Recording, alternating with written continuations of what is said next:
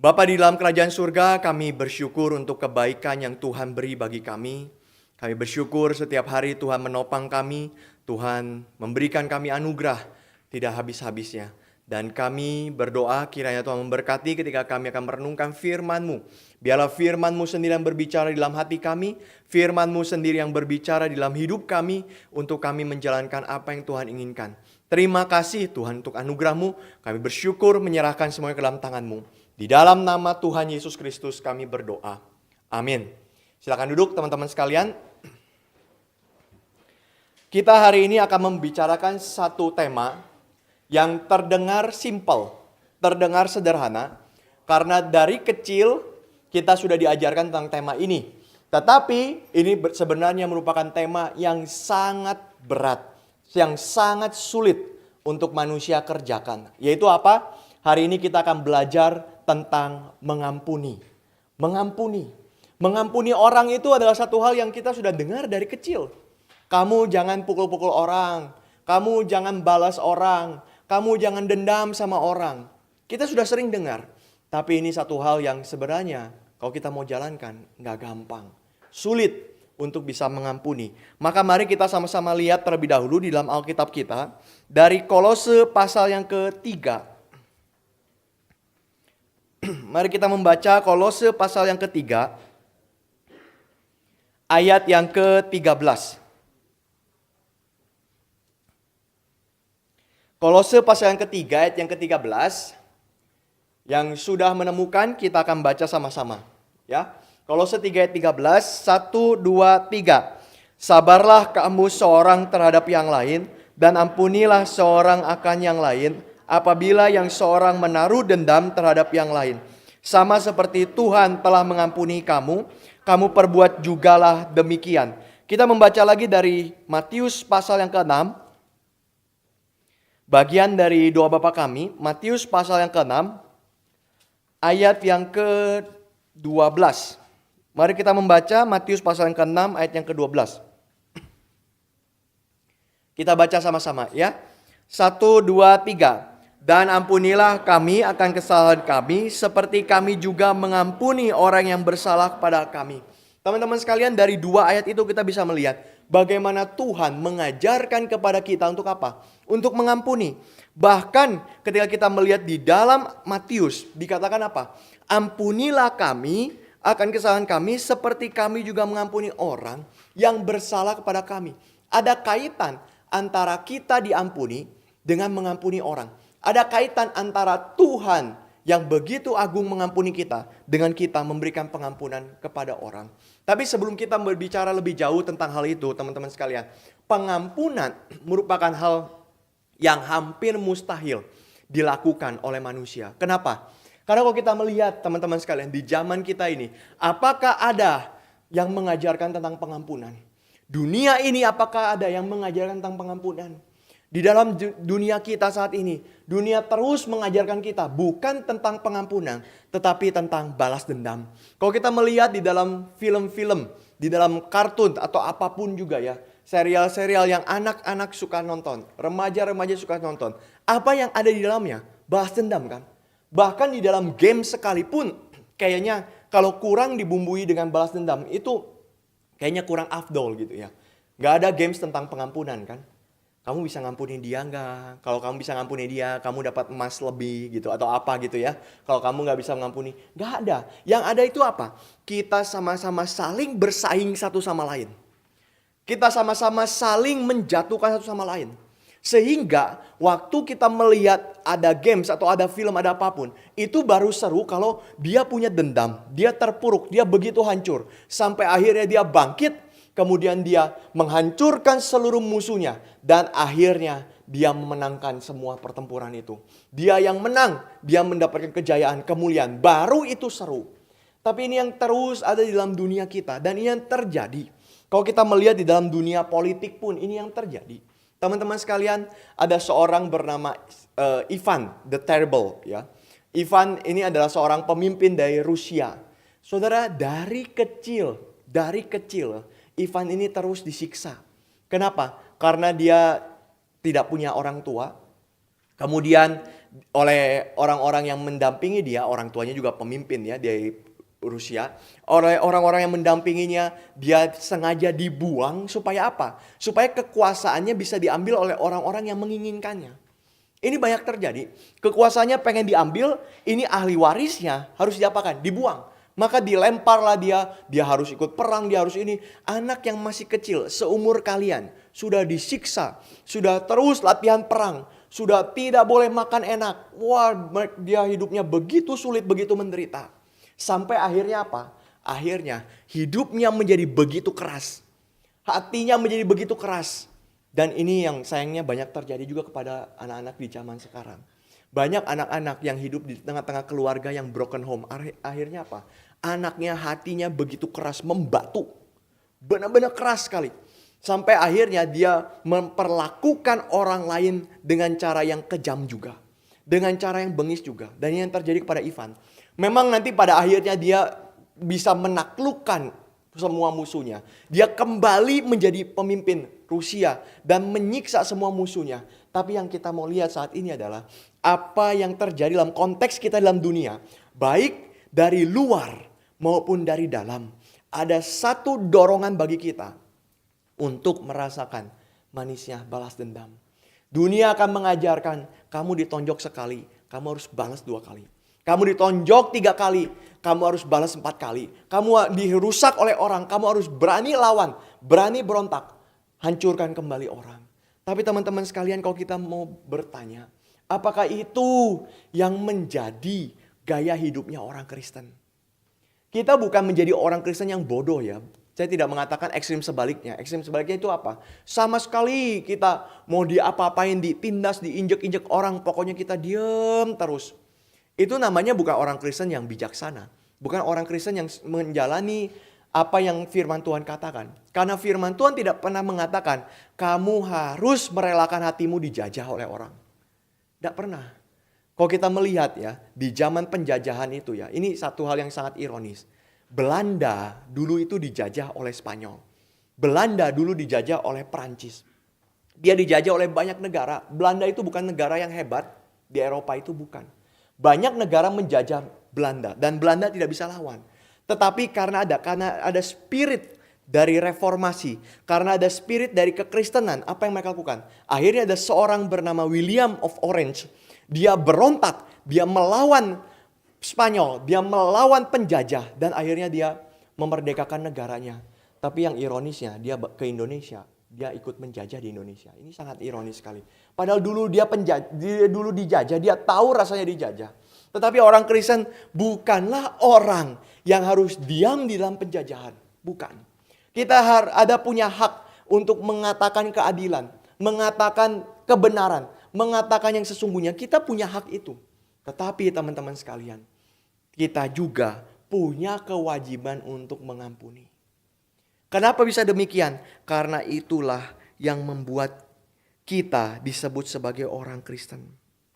Itu yang membuat kita disebut sebagai orang Kristen. Maka itu teman-teman sekalian, kalau kita melihat Tuhan Yesus mengajarkan kepada kita untuk meminta pengampunan kepada Allah. Seperti kita mengampuni sesama kita. Apa artinya sih? Ini bukan usaha untuk menodong Allah. Bukan. Menodong Allah dalam arti begini ya. Kita jangan balikin ya. Saya sudah mengampuni orang lain Tuhan, maka Tuhan harus ampuni saya. Karena saya sudah mengampuni orang lain. Bukan. Bukan itu ya. Bukan untuk kita punya hak untuk diampuni oleh Tuhan, maka kita menuntut Tuhan ampuni kita. Bukan. Bukan untuk itu. Tetapi kita melihat karena Allah sudah mengampuni, maka itu menjadi alasan kita untuk mengampuni orang lain. Sekali lagi, teman-teman sekalian, orang di luar Kristen tidak mungkin akan dapat ini. Karena orang di luar Kristen dengan natur keberdosaan manusia yang ingin egonya dipentingkan, egonya ditinggikan, egonya dipenuhi. Dengan natur seperti itu, bagaimana dia bisa mengatakan aku mengampuni kamu? Gak bisa. Di dalam hatinya ada gejolak yang begitu besar untuk mengatakan, saya berhak dapat ini. Saya berhak dapat ini. Tapi hanya orang Kristen saja yang bisa mengampuni. Kenapa? Karena kita melihat kepada Kristus. Karena kita melihat kepada Kristus. Tidak ada teladan, tidak ada contoh pengampunan lebih besar daripada yang Kristus nyatakan. Maka kita akan lihat, kita akan renungkan dua hal tentang hal ini. Kenapa kita minta diampuni oleh Tuhan? Kenapa kita minta diampuni oleh Tuhan? Jawabannya simpel, karena kita punya hutang sama Tuhan. Hutang apa? Bukan hutang secara uang, bukan hutang ada barang, bukan. Tapi hutang itu apa? Yang pertama kita lihat, karena kita punya hutang yang begitu besar, begitu dalamnya sehingga kita tidak mampu membayarnya. Hutang apa itu? Kesalahan kita. Hutang apa itu? Dosa-dosa kita. Teman-teman, ini satu hal yang sangat penting ya. Engkau akan belajar mengampuni hanya ketika engkau sadar engkau salah. Ada orang yang terlalu idealis dalam hidupnya. Dia tidak mungkin bisa belajar mengampuni. Gak mungkin. Kenapa? Karena dia merasa hidupnya ini perfect. Hidupnya ini sempurna. Hidupnya ini tidak ada cacat. Saya bisa mengerjakan segala sesuatu dengan diri saya sendiri. Dengan apa yang saya miliki. Dengan kemampuan saya sendiri. Saya tidak perlu mengampuni orang. Maka istilahnya, dia kalau sudah masuk dalam tahapan ini, dia akan senggol bacok sama orang. Kamu melakukan kesalahan, saya tidak perlu kamu, saya enyahkan kamu. Tapi teman-teman sekalian, kalau kita lihat ya di dalam Alkitab, perasaan bersalah di hadapan Tuhan, perasaan berdosa di hadapan Tuhan, perasaan tidak layak di hadapan Tuhan adalah perasaan yang selalu dimiliki oleh orang percaya, oleh umat Tuhan. Maka kita waktu ditebus oleh Tuhan ya, itu seperti ada dua hal yang paradoks ya. Satu sisi kita merasa kita ini anak-anak Bapa di surga. Betul, kita sudah dimenangkan, kita sudah diselamatkan oleh Tuhan. Betul, tapi di sisi yang lain, engkau dan saya akan merasakan kita tidak layak menjadi anak-anak Bapa di surga. Kenapa? Karena terlalu besar kesalahan kita. Ini orang Kristen sejati. Orang Kristen sejati selalu ada perasaan itu. Kita tidak bisa bayar kepada Tuhan. Kita bersalah kepada Sang Raja yang maha kuasa ini. Kita bukan bersalah kepada orang-orang yang rendah. Teman-teman sekalian, kalau kita lihat ya. Kita lihat ada grading waktu bersalah ya. Kita bersalah sama teman, hukumannya apa? Oh mungkin hukumannya ya kita hanya minta maaf saja sama teman. Mungkin ada kerugian sedikit yang kita mesti bayarkan. Kalau kita bersalah kepada guru, hukumannya apa? Bisa kita hanya minta maaf sama guru? Mungkin tidak. Hukumannya apa? Dia kasih kita hukuman ya, harus bikin soal ini, harus bikin ini itu segala macam. Oke, kalau kita bersalah kepada negara ini, ketahuan, ketangkap mencuri misalkan, hukumannya apa? Bisa hanya minta maaf saja? Gak bisa kan? Maka teman-teman saya mau kita sama-sama melihat ini. Kesalahan itu harus dibayar dengan sepadan. Kamu salah sama teman, gradingnya masih di bawah. Misalkan ya, ini kesalahannya bukan yang fatal ya. Dibayar dengan sepadan. Kamu salah sama teman, kamu gak bayar dengan ganti nyawamu kan? Aduh maaf ya, sorry saya numpahin minuman saya ke tas kamu, maka saya siap mati buat itu. Gak ada yang kayak begitu, ini orang gila gitu ya. Ngapain? Hanya karena minuman tumpah, lalu dibunuh gitu ya temennya. Itu gak benar, itu gak benar. Minuman tumpah apa yang terjadi ya kita mungkin bersihkan. Kalau sampai seburuk-buruknya ya kita ganti tasnya. Begitu. Tapi kalau kita mulai naik, kita mulai bersalahnya sama negara. Kita gak bisa mengatakan, oh saya sudah selesai mencuri, saya balikin aja ya. Kan ketahuan mencuri kan, saya balikin aja, nih masih utuh. Curi ayam, ayamnya masih hidup gitu ya. Saya balikin lagi. Bisa gak selesai? Gak bisa. Ada proses hukum, ada proses kita mungkin harus bayar denda, harus bayar apa macam-macam saudara. Tapi saudara bisa bayangkan, kita bersalah itu bukan kepada manusia. Bukan kepada makhluk-makhluk yang ada dalam dunia. Kita bersalah kepada Sang Raja yang maha kuasa. Yang paling tinggi.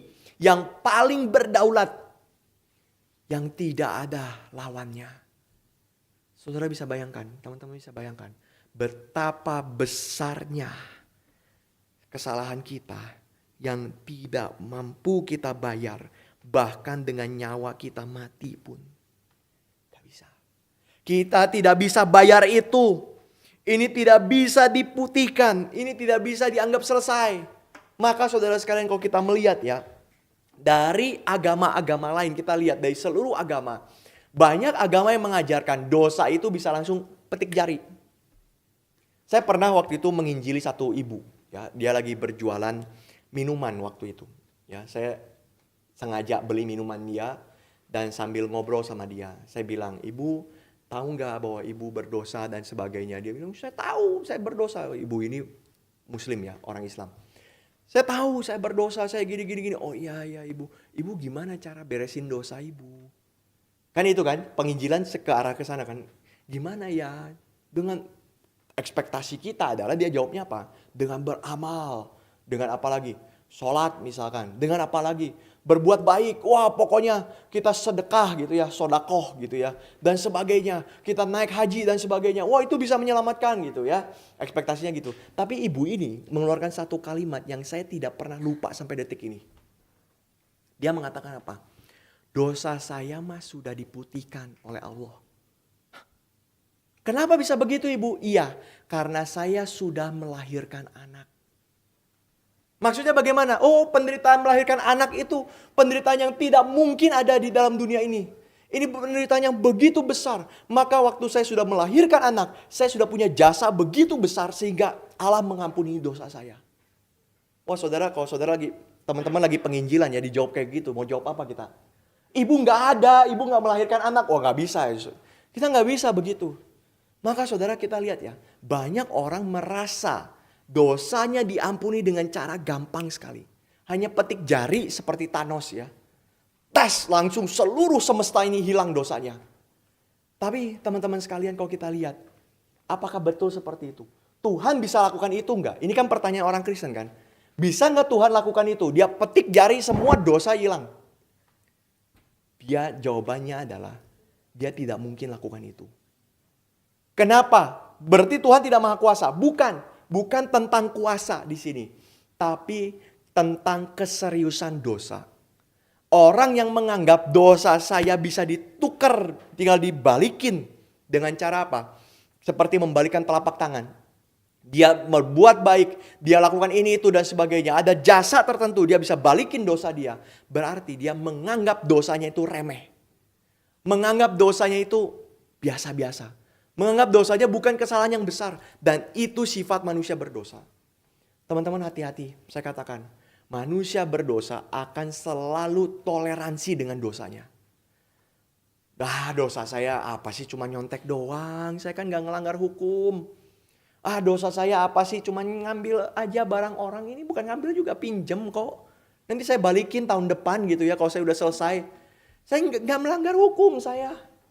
Ini manusia berdosa. Selalu berbuat seperti itu. Tetapi teman-teman sekalian, mungkinkah dosa seperti itu? Tidak. Tahu dari mana? Tidak mungkin. Buktinya Tuhan Yesus harus turun.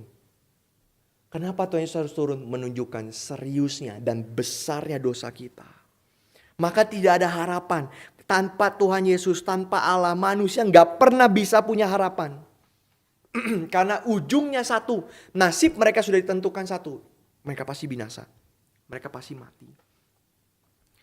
Maka itu teman-teman sekalian. Kita tidak bisa bayar dosa kita. Jika tidak Allah yang berikan anugerah bagi kita, manusia akan menjadi binatang buas. Binatang buas. Saudara, teman-teman sekalian, kenapa manusia tidak diberitahu masa depannya seperti apa? Ada yang tahu nggak? Tuhan tuh tidak pernah kasih tahu ke kita masa depan kita jadi apa. Padahal kadang-kadang kita pengen tahu kan. Saya ini ke depan jadi apa ya? Saya ini ke depan nanti punya pasangan siapa ya? Saya ini ke depan nanti punya keluarga seperti apa ya? Kita mungkin pengen tahu. Tapi Tuhan tidak pernah kasih tahu. Kenapa? Karena kalau Tuhan kasih tahu, engkau akan hidup dalam ketakutan. Ketakutan apa? Misalkan Tuhan kasih tahu. Ini amit-amit ya. Tuhan kasih tahu apa? Besok kamu akan mati.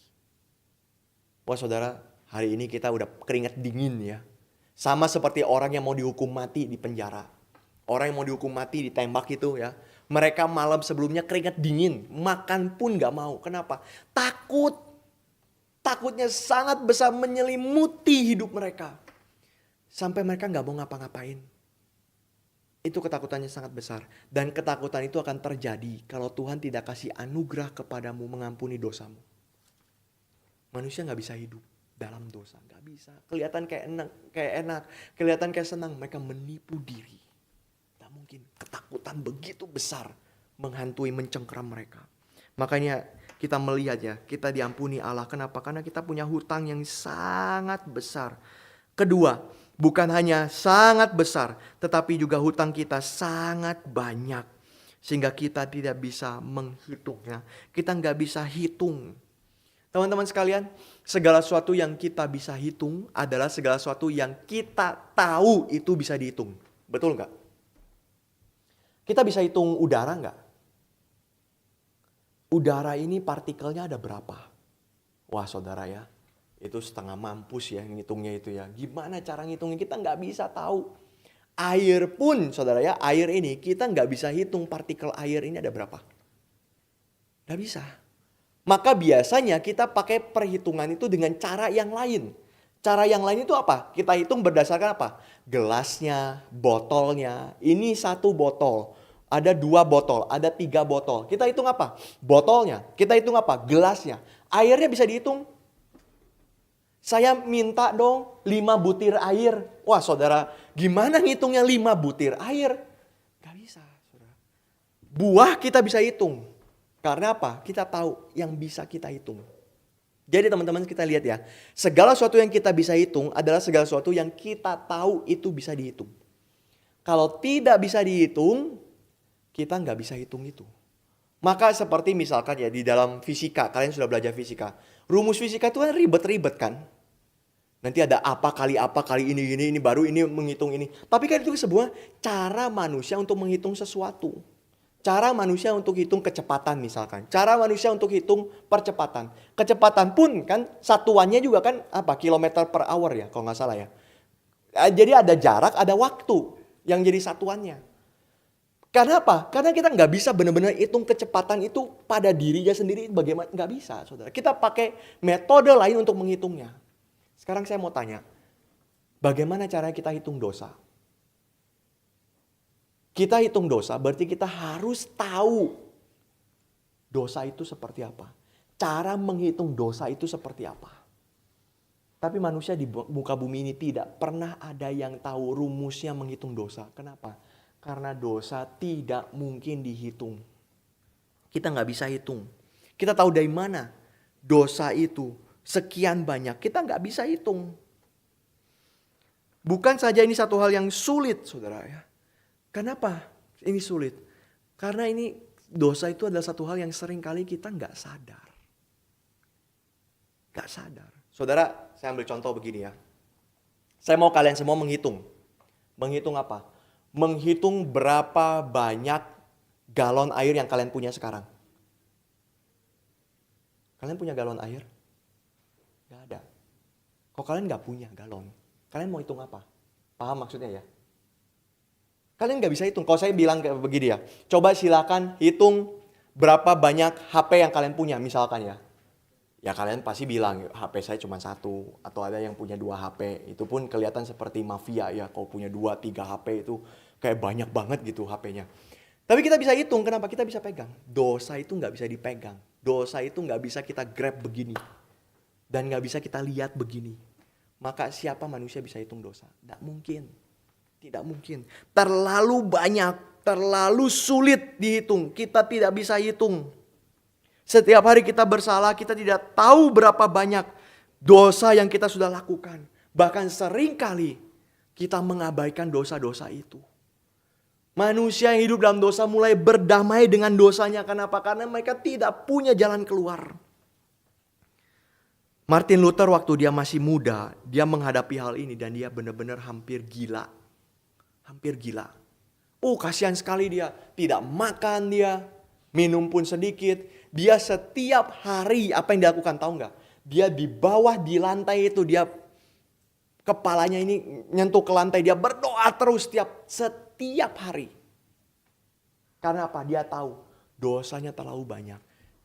Saya mau minta pengampunan Tuhan. Dosanya ini balik lagi ke imam. Saya punya dosa ini, tolong ampuni. Balik lagi ke imam, balik lagi. Terus setiap hari balik. Apa nggak gila manusia seperti itu? Tapi ini yang terjadi terlalu banyak. Terlalu banyak.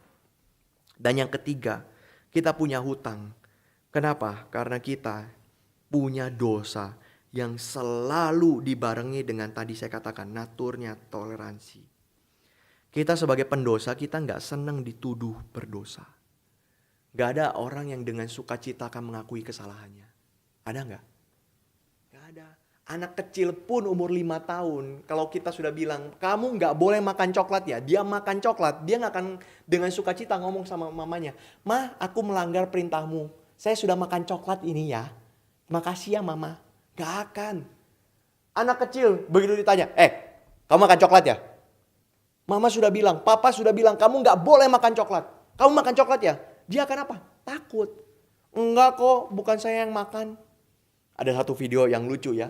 Waktu si anak itu, anak masih kecil, dia dimarahin sama mamanya. Kenapa kamu begini, kenapa begini? Itu bukan aku, Ma. Itu bukan aku. Kamu yang kerjain, bukan. Itu otakku, itu otakku. Itu bukan aku, bukan saya yang salah, itu otak saya. Anak masih kecil ya. Tapi kita dari situ bisa menemukan satu fakta apa? Tidak ada manusia yang senang mengakui kesalahan. Gak ada.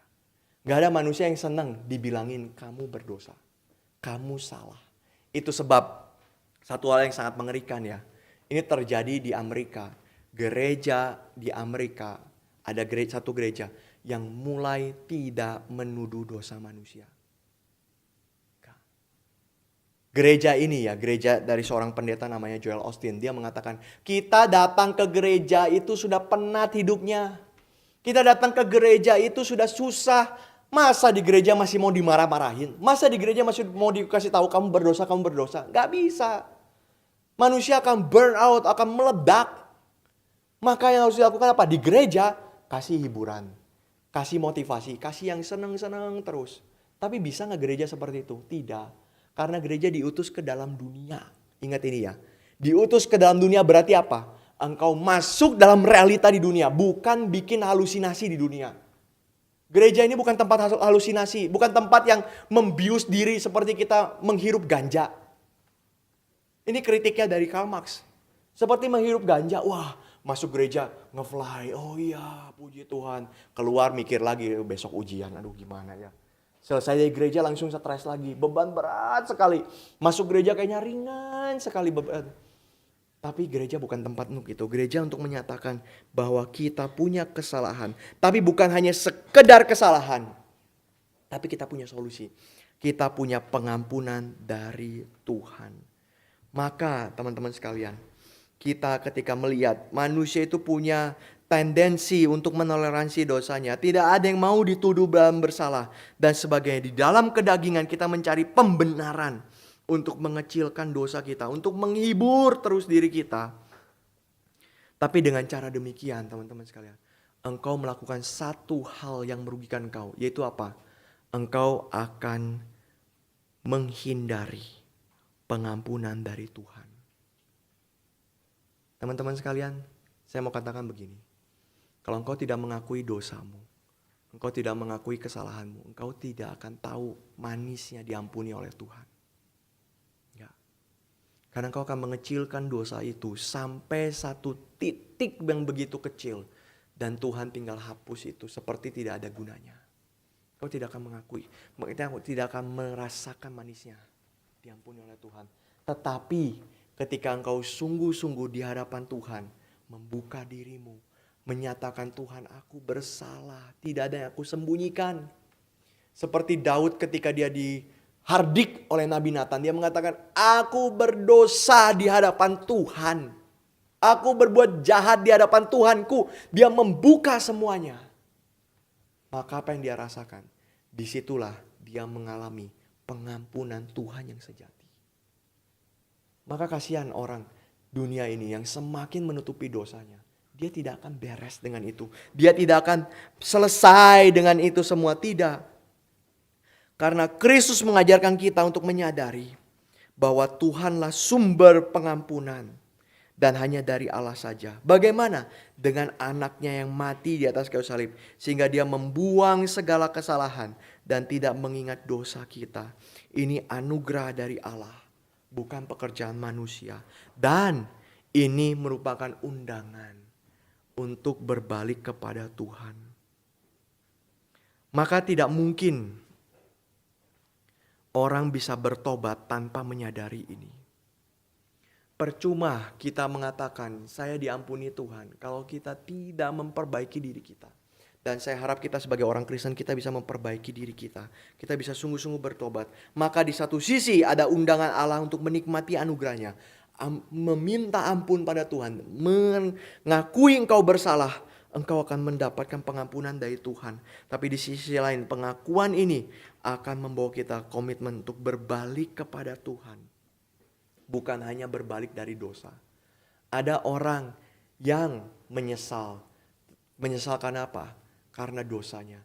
Tapi dia tidak kembali ke Tuhan. Ada. Seperti Yudas Iskariot. Yudas Iskariot itu menyesal loh. Yudas Iskariot itu mengatakan, kenapa saya jual orang tidak bersalah? Kenapa darahnya begitu melekat di dalam tanganku? Orang yang tidak bersalah ini. Dia menyesal. Tapi dia tidak balik.